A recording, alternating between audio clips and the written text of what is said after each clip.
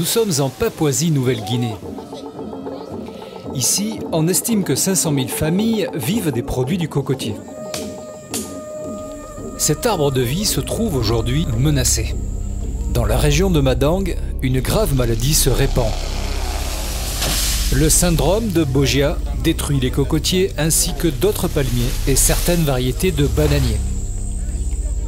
Ce qui caractérise cette maladie par rapport à d'autres maladies du même type qu'on connaît dans la Caraïbe ou en Afrique de l'Est, Afrique de l'Ouest, c'est qu'il n'y a pas un syndrome unique.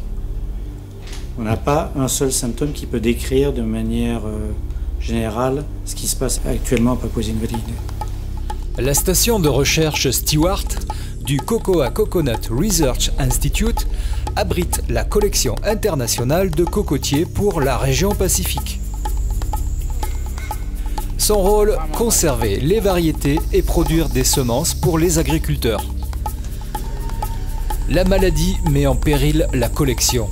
C'est l'état d'urgence chez les chercheurs et l'inquiétude chez les paysans.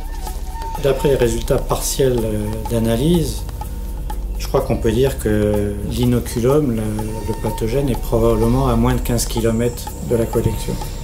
De jour en jour, les constatations des chercheurs locaux sont édifiantes. At the beginning, we observed only mature palms. After some times, we also observed that there are very small palms, like this one here. It's been affected by Bogia disease syndrome. As you can see, the symptoms in here, the crown has been reduced.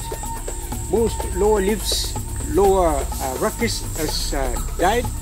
Ça remet en cause en fait toute la stratégie de conservation du cocotier au niveau mondial, puisque la collection de Papouasie conserve les variétés pour l'ensemble de la région Pacifique. Le réseau Cogent fédère 39 pays producteurs de cocotiers et renforce les liens entre les équipes de chercheurs locaux du Sud et les institutions internationales. Dans le monde, il y a à peu près 12 millions d'hectares de cocotiers qui sont plantés et 10 millions d'agriculteurs et 10 millions de familles qui vivent au moins partiellement de la culture du cocotier. Quand il arrive un problème sur le cocotier, c'est vraiment souvent catastrophique au niveau social. Le syndrome de Bogia risque de s'étendre à l'échelle mondiale. Aussi, il est urgent de déplacer la collection menacée et accélérer les recherches sur la maladie. Au CIRAD, on a déterminé qu'une bactérie est en cause. Les phytoplasmes, en général, sont transmis par des insectes. C'est la grande famille des océnorynques et c'est connu vulgairement sous le nom de cicadelle, généralement.